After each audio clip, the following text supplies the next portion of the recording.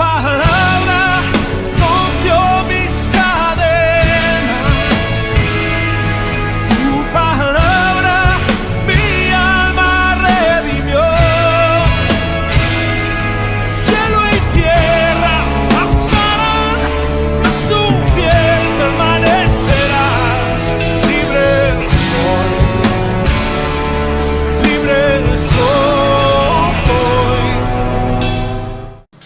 El relativismo moral es una amenaza real y concreta contra el cristianismo. Miren, la fórmula relativista es muy sencilla. Todo depende de muchas cosas. El famosísimo y archiconocidísimo depende de. Entonces, si murmuro, no depende de que murmuré o no murmuré. Depende de la intención que hemos tenido al hacerlo. No importa si destruimos la vida de alguien, no importa si destruimos la honra de alguien. Lo que importa es mi intención. Y si yo manifiesto que mi intención fue buena, pues no pasa nada. Relativamente no pasa nada. Si soy chismoso, es que el mundo no entiende mis motivos. Depende, porque si soy chismoso porque sí, entonces eso es malo. Pero si soy un chismoso altruista, ahí sí la cosa funciona, ahí sí está bien, porque mi intención era arreglar o encarar o poner en evidencia a alguien. Entonces depende de la intención. Si robo, entonces depende. ¿Tenía necesidad? Entonces está bien. Pero si no tenía necesidad, entonces está mal. Ese es el relativismo, ¿no? Si mato, entonces no lo asumo. Es que tenía presiones raciales, es que tenía presiones culturales, o es que estaba loco. Sí, soy inocente por deficiencia mental. Miren, el relativismo es la forma más eficaz para deshacernos de responsabilidades. Porque la Biblia dice, no murmuren. La Biblia dice, no sean chismosos. La Biblia dice, no roben. La Biblia por ningún lado dice, pueden robar si tienen necesidad. Eso no lo dice. La Biblia tampoco dice, miren, pueden matar por cuestiones raciales, culturales o por demencia. No. La Biblia dice, homicidio no cometerás. El relativismo todo lo pone en una situación en que depende de. ¿Y qué decir de los papás relativos? Esos que abandonan a sus hijos, que dejan tirados a sus hijos, esos que son irresponsables, esos que figuran como papá porque participaron en el momento de la concepción, pero de ahí para adelante no se ve. Y no solo los dejan tirados económicamente, los dejan tirados emocionalmente, dejan a sus hijos tirados sin autoridad, sin límites, sin un marco que les permita desarrollarse y crecer en la vida. Esos papás que se dedican a hacer tarjetas, débito o crédito, que se enorgullecen de proveer dinero, y cuando les preguntan si han sido buenos papás, siempre responden, es que nunca les faltó nada. Cuando a uno le dice a alguien eso, ya ahí hay un problema, porque puede ser que no les haya faltado comida, techo, ropa, pero lo más importante, formación, amor, disciplina, escucha, orientación, consejo, eso no estuvo. Son padres entonces relativos. Entonces depende si la paternidad es vista como un sinónimo de dinero. Y el afecto, y el acompañamiento, y la disciplina, y el amor, ¿dónde quedaron? Son padres relativos. El relativismo del que estamos hablando es completamente contrario a la integridad. Lo peor es que hay un falso cristianismo que es un cristianismo relativista. Vamos a leer, por favor, 1 Corintios, capítulo 10, versículo 23. Todo me es lícito, pero no todo conviene. Todo me es lícito, pero no todo edifica. Entonces dirán los cristianos relativistas, ¿sí ve que Pablo habla en términos relativistas? Mire, Pablo es clarísimo, dirán los relativistas. Todo me es lícito, pero eso es relativo, porque no todo me conviene. Entonces, depende de lo que me convenga o de lo que me edifique, de lo que yo crea que me edifica o me conviene, entonces todo me es lícito. Pero lo importante es que yo puedo hacerlo todo porque todo me es lícito. Eso lo dice Pablo. ¿Sí? Todo me es permitido, dice Pablo, pero no todo me da ventaja. Eso dicen los relativistas. ¿Será? Les tengo noticias. Los relativistas no saben leer. No saben leer. Todo me es lícito, pero no todo conviene. Ojo, no dice, pero no todo me conviene. Todo me es lícito, pero no todo edifica. No dice, me edifica. Miren, la historia de este versículo es que parece que los corintios utilizaban esa frase de batalla. Era el caballito de batalla. Todo me es lícito. Y con esa frase justificaban todos sus actos, todos sus pecados, toda su maldad. ¿Sí? Era puro relativismo. Todo me es lícito. Pero a pesar de todo, que todo me es lícito, yo escojo lo que me conviene y lo que me edifica. No importa lo que diga la Biblia. Veamos lo que dice Pablo en detalle.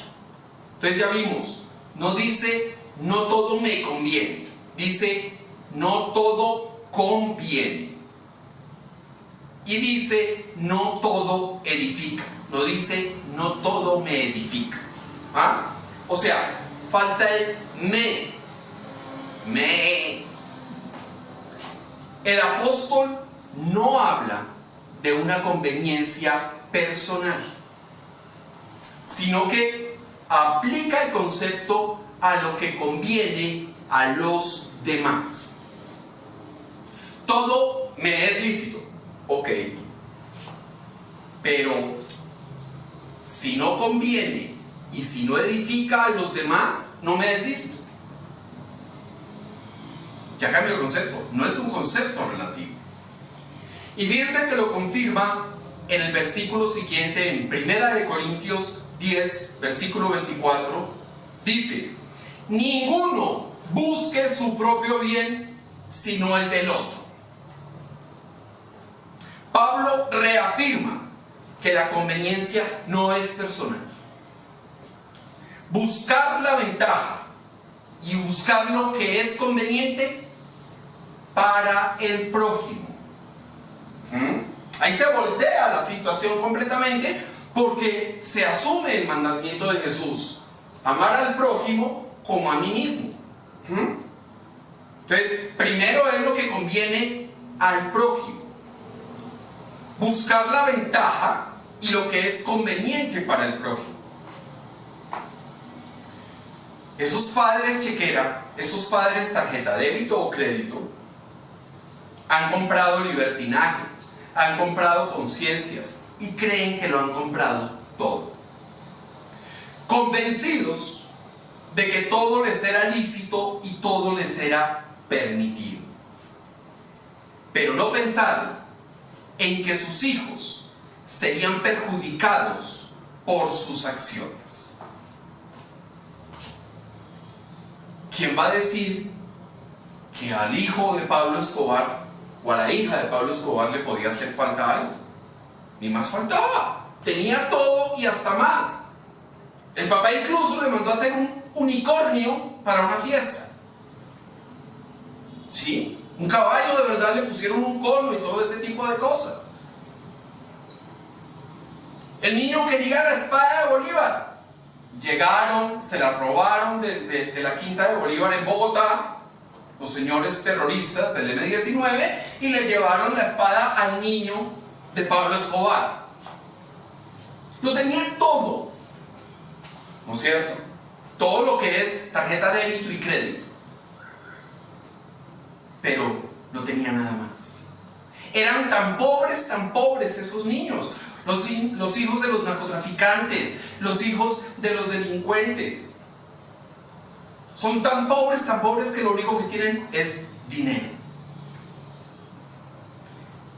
Pero volvamos al tema del relativismo cristiano, porque ese relativismo obedece a una realidad. Y es una realidad que nos choca, nos impacta. Nuestro cristianismo es un cristianismo fácil, es un cristianismo holgazán, es un cristianismo perezoso.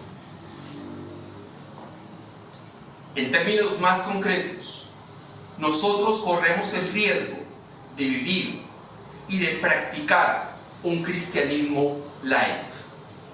Vamos a leer por favor 2 de Timoteo capítulo 3 versículo 12. Y también todos los que quieren vivir piadosamente en Cristo Jesús padecerán persecución. Nosotros no padecemos persecución. De repente nos atacan veladamente. ¡Ay, es que quiere obligar a todo el mundo a cambiar de religión! Y quiere que uno deje su religión y se pase a la de ellos. Cosa que es mentira. Nunca en 15 años de ministerio evangelístico, ni en 5 años que mañana cumplo de haber sido ordenado pastor, nunca he obligado a nadie, ni siquiera le he insinuado a alguien que se cambie de religión. ¿Sí? Pero nos atacan veladamente. La única amenaza que nosotros confrontamos es la amenaza del pecado. Ay, le huyo a la tentación, le hago el quite a la tentación y ya. Esa es nuestra amenaza real. Nosotros podemos andar por la calle con la Biblia debajo del brazo, mostrándola, y no pasa nada. Podemos predicar la palabra aquí y no pasa nada. Nosotros podemos coger y poner música cristiana todo el día y los vecinos no nos llaman, ni nadie nos llama, ni nos llega la policía, ni nada. ¿Verdad? Pero hay otros cristianos en el mundo que sí padecen persecución. Voy a hablarles del pastor Vitaly Bach en Rusia. Él prestó su casa para hacer cultos domésticos, una iglesia en casa. Es lo mismo que hago yo, es lo mismo que hacen muchos en el mundo. Pero a mí nadie me persigue, a mí nadie me ataca. Pues resulta que a Vitaly Bach sí lo están persiguiendo. Las autoridades de su pueblo, que se llama Novorossiysk, quieren destruir la casa del pastor Vitaly. Quieren demoler la casa, literalmente. porque el gobierno ruso prohíbe reuniones religiosas en casas. Imagínense este escenario. La ley rusa dice que los grupos religiosos no pueden tener propiedades. Entonces, si el grupo religioso es pequeño y no puede tener propiedades, ¿dónde se va a reunir? Pues en una casa. Pero la ley dice que además de no poder tener propiedades, tampoco pueden hacer cultos domésticos. Lo peor es que al pastor Vitaly Bak lo han llamado traidor, lo han llamado con una frase que es bien importante y más adelante la vamos a analizar: aliado de Occidente. Miren, preguntas. ¿En Rusia puedo hacer estudios bíblicos en casa? No. ¿Puedo salir con mi Biblia y predicar en la calle? No. ¿Puedo hacer servicios de adoración en casa? Prohibido. Todos los que quieran vivir piadosamente en Cristo padecen persecución. Los cristianos rusos no la tienen fácil. No importa la denominación, si son ortodoxos, si son protestantes, si son católicos, no la tienen fácil. Pero preguntémonos hoy, ¿qué haríamos si tuviésemos una carta en la mano donde dice que van a demoler nuestra casa por ser cristianos? Y es que es la casa de mis hijos, es la casa de mi familia. Y los veranos en Rusia son intensos, pero los inviernos son inclementes, son inmisericordes. Y en 6 meses llega el invierno. ¿Qué va a pasar con mi familia sin tener un techo? ¿Van a morir de frío? Eso es lo que está pensando hoy el pastor Vitaly Bak. Nosotros, en cambio, ponemos música, abrimos la Biblia cuando queremos, cuando nos acordamos, cuando se nos ocurre, cuando no tenemos nada que hacer y queremos coger oficio, entonces cogemos la Biblia. Grabamos las predicaciones que hacemos en casa y listo. ¡Uf! ¡Qué trabajo! Oh, es que yo trabajo para la obra del Señor, porque grabo mis predicaciones y las edito y las transmito por redes sociales. Hombre, ¿si ven mi trabajo? Sí, claro. ¿Su casa se la van a tumbar por eso? Ah, no. Fíjense, puro cristianismo light el nuestro. Entonces fíjense que lo cierto es que en Rusia, por ejemplo, ese cristianismo light, ese cristianismo relativista no puede existir. ¿Sí? Los cristianos son soldados en permanente misión, en permanente confrontación, en permanente guerra contra esa oposición contundente, contra esa oposición y esa máquina opresora del Estado ruso. Ah, pero en Rusia no es la única parte. En China, el gobierno ha puesto condiciones para abrir las iglesias en este tema de la pandemia. Ojo a las condiciones. Además del distanciamiento social, del tapabocas, de los antibacteriales, de todo ese tipo de cosas, también tienen que dedicar en el culto un tiempo a elogiar los esfuerzos del presidente chino. La orden del gobierno chino es que deben rendirle alabanza al presidente chino. En el culto hay que compartir historias de la lucha del gobierno chino contra la pandemia. y historias valerosas, historias que elogien, que exalten la gran labor que hizo el gobierno chino. Además, otro punto es que tienen que elogiar la superioridad del sistema comunista chino. Y hay que incluir, no solo eso, hay que incluir lemas comunistas en el culto. Son lemas que caracterizan al presidente Xi Jinping. Eso lo tienen que hacer o no pueden abrir las iglesias. Exigen predicación propagandística a favor del régimen. Y entonces, que yo predico para elogiar la figura de un ser humano o predico el evangelio.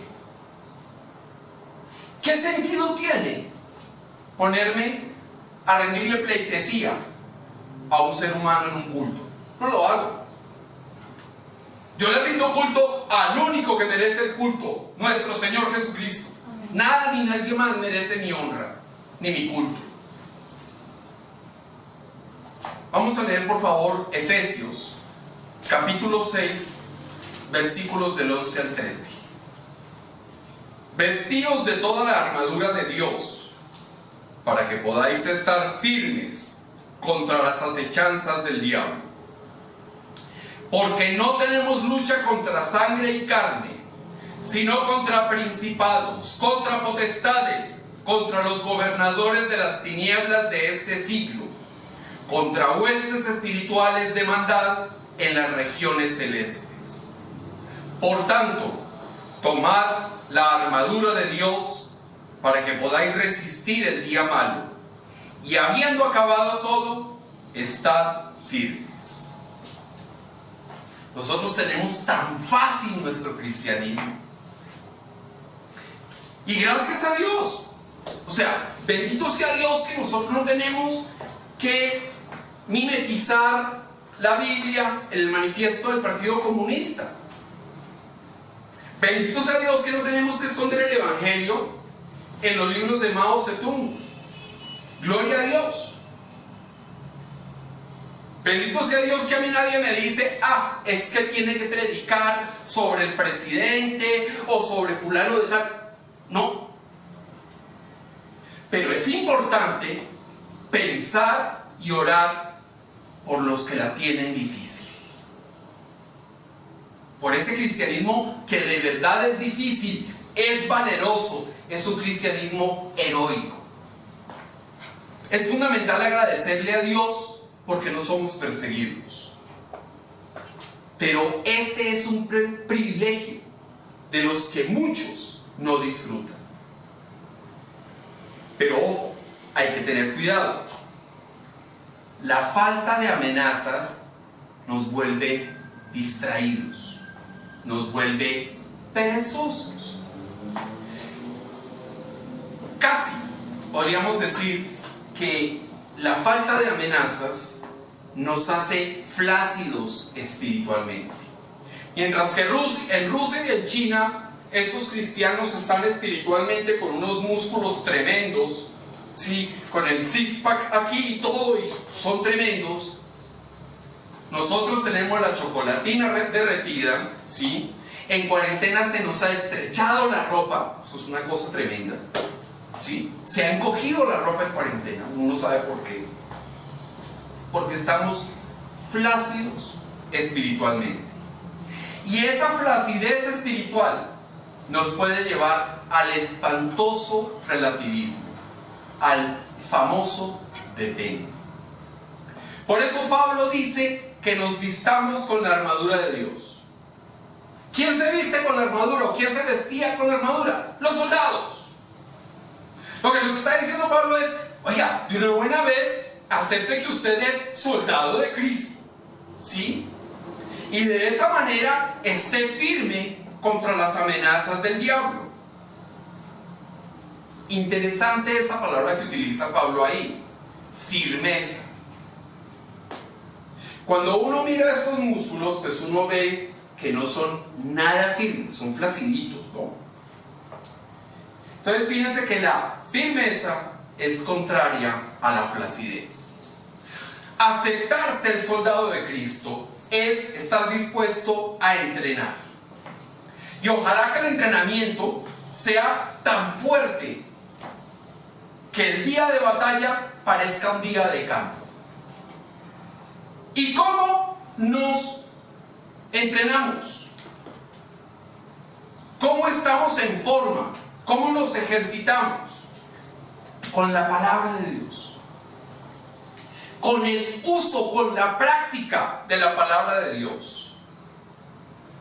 Es la única manera de estar fuertes, de estar entrenados, de estar siempre atentos y dispuestos a enfrentar todas esas amenazas que nos rodean o que pueden rodear a nuestros hermanos en otras partes del mundo.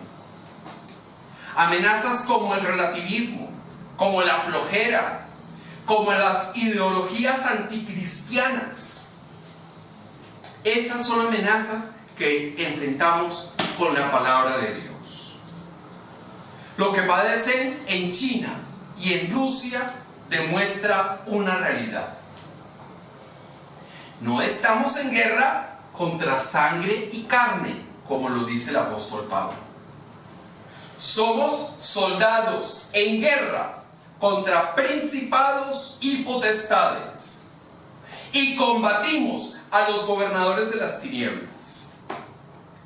¿Y cómo los combatimos? Con la palabra de Dios, con oración, masticando la palabra de Dios, practicando la palabra de Dios, defendiendo a nuestro Señor en cualquier lugar. Él no necesita que lo defiendan, pero los demás sí necesitan ver que hay quien o quienes están dispuestos a defender a Jesucristo con su vida si es preciso.